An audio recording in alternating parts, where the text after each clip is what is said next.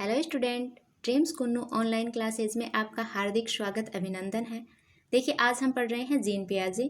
Gene पियाजे एक ऐसा topic है जो आपके हर एग्जाम्स में, चाहे वो सीटेट हो, रीट हो, थर्ड ग्रेड हो, सेकंड ग्रेड हो या फिर फर्स्ट ग्रेड हो, इस टॉपिक में से आपके एक या दो क्वेश्चन है वो पूछे जाते हैं।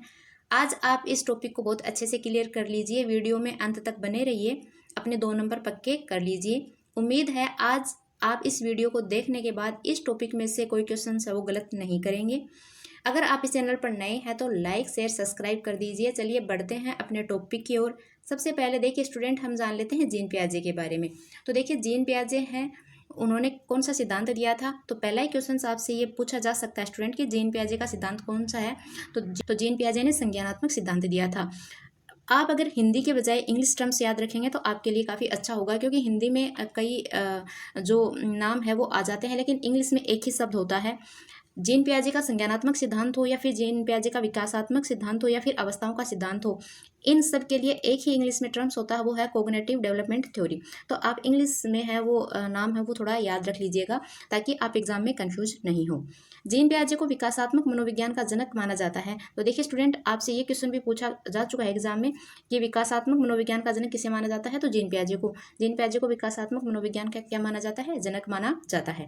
जीन पियाजे का जन्म स्विट्जरलैंड में हुआ था। ये आपको सीटेट के एग्जाम में पूछ लिया गया है कि जीन पियाजे कहाँ के मनोवैज्ञानिक थे। तो स्विट्जरलैंड के मनोवैज्ञानिक थे। चलिए बढ़ते हैं आगे।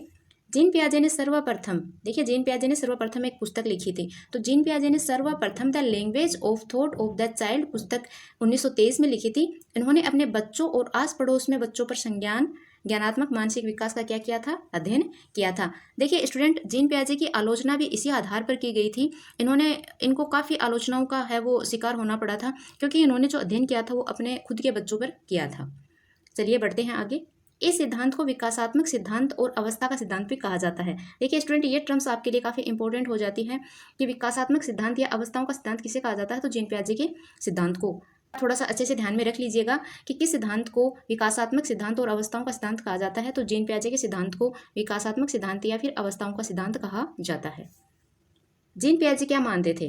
तो देखिए जीन पियाजे का मानना है कि जैसे जैसे बच्चों में जैविक परिपक्वता आती है, वैसे वैसे वह वस्तुओं के बारे में अपने दिमाग में कॉन्सेप्ट बना लेते हैं। ये लाइन आपके लिए काफ़ी इंपॉर्टेंट है स्टूडेंट कि जीन पियाजे क्या मानते थे। तो देखिए स्टूडेंट, यहीं पर आकर बच्चा है वो कंफ्यूज हो जाता है कि डेवलपमेंट पहले होता है या लर्निंग। तो देखिए जीन पियाजे के अनुसार डेवलपमेंट पहले है और दूसरे मनोवैज्ञानिक है वाइगोत्स्की, वो लर्निंग को पहले मानते हैं। तो आपको यहाँ पर कंफ्यूज होने की आवश्यकता नहीं है। जीन पियाजे है वो डेवलपमेंट को पहले मानते हैं, यानी बच्चे का विकास है वो पहले होता है। तो ये क्या मानते हैं कि जैसे जैसे बच्चों में जैविक परिपक्वता आती है, वैसे वैसे वह वस्तुओं के बारे में अपने दिमाग में कॉन्सेप्ट है वो बना लेते हैं। चलिए बढ़ते हैं आगे। इनकी ये जो परिभाषा है ये काफ़ी इंपॉर्टेंट है स्टूडेंट, ऐसी की ऐसी एग्जाम में पूछी गई है। बच्चे सक्रिय ज्ञान निर्माता हैं। बच्चे क्या होते हैं, सक्रिय ज्ञान के निर्माता होते हैं। नन्हे वैज्ञानिक हैं जो संसार के बारे में अपने सिद्धांतों की क्या करते हैं, रचना करते हैं। ये लाइन आप ऐसी की ऐसी रट लीजिएगा, एग्जाम में पूछी गई है। अब देखिए बढ़ते हैं अवस्थाओं की ओर। जीन पियाजे ने 4 अवस्थाएं बताई थी। जीन पियाजे ने संज्ञानात्मक की कितनी अवस्थाएं बताई थी। तो इस सिद्धांत में जीन पियाजे ने 4 अवस्थाएं बताई हैं। तो देखिए 4 अवस्थाएं कौन कौन सी है। पहली अवस्था उन्होंने बताई थी संवेदी गामक अवस्था, जन्म से 2 वर्ष तक। दूसरी है पूर्व संक्रियात्मक अवस्था, 2 से 7 वर्ष तक। मूर्त संक्रियात्मक अवस्था 7 से 11 वर्ष तक। और औपचारिक संक्रियात्मक अवस्था 11 से 15 वर्ष तक। तो देखिए स्टूडेंट, आपसे ऐसे क्वेश्चन पूछे जाते हैं इस टॉपिक में से।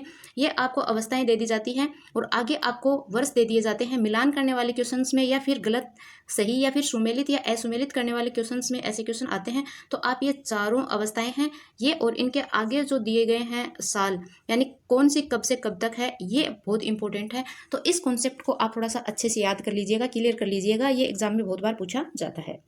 चलिए बढ़ते हैं। पियाजे ने संज्ञानात्मक विकास की 4 अवस्थाएं बताई है। तो हम देख लेते हैं कि वो अवस्थाएं हैं वो क्या क्या हैं और इनकी क्या क्या विशेषताएं हैं। तो पियाजे ने पहली विशेषता बताई थी वो है संवेदी पेशीय अवस्था। पियाजे की पहली अवस्था कौन सी है। तो पियाजे ने पहली अवस्था बताई थी संवेदी पेश ये अवस्था, अगर आपसे इसका टाइम पीरियड पूछे तो 0 से 2 यानी जन्म से लेकर 2 वर्ष तक। सेंसरी मोटर स्टेज इसका इंग्लिश टर्म है, याद रख लीजिएगा। इस अवस्था में बच्चा अपने ज्ञानेंद्रियों के माध्यम से सीखता है। देखिए, इस अवस्था में बच्चा अपने ज्ञानेंद्रियों के माध्यम से सीखता है। आप अपने बच्चे को यानी आप एक बच्चे को अपने दिमाग में रखिए और ये अवस्थाएं जैसे जैसे आप पढ़ते जा रहे हैं उसी के अनुसार उस बच्चे को अपने दिमाग में रखकर इन अवस्थाओं को पढ़ते जाइए, तो आपको कॉन्सेप्ट हैं वो अच्छे से क्लियर होते जाएंगे। देखिए, आपके सामने कि ये बच्चा दिखाया गया है, तो आप देखिए कि 0 से यानी 2 वर्ष तक का बच्चा है वो क्या क्या एक्टिविटी करता है और वो कैसे सीखता है। तो हम देखते हैं कि इस अवस्था में बच्चा ज्ञानेंद्रियों के माध्यम से सीखता है। ज्ञानेंद्रियों के माध्यम से कैसे सीखता है, जैसे अगर आप वो हर चीज़ छू कर देखता है, कुछ भी अगर आप उसको दोगे तो वो उस चीज़ को पकड़ कर या तो मुंह में लेगा या फिर ऐसी एक्टिविटी करेगा जो मतलब ज्ञानेंद्रियों से संबंधित हो। तो इस अवस्था में बच्चा है वो अपने ज्ञानेंद्रियों के माध्यम से सीखता है। इसमें वस्तु स्थायित्व का गुण पाया जाता है, यानी बच्चा अपने दिमाग में वस्तुओं की छाप बनाना शुरू कर देता है, जिससे वह छिपी हुई वस्तुओं को ढूंढ लेता है। इस चीज़ को आप ऐसे समझिए, देखिए आपने बच्चे के सामने कोई मोबाइल रखा है, फिर आपने वो मोबाइल छुपा दिया, तो बच्चा उसे ढूंढने की क्या करेगा, कोशिश करेगा। चलिए बढ़ते हैं आगे।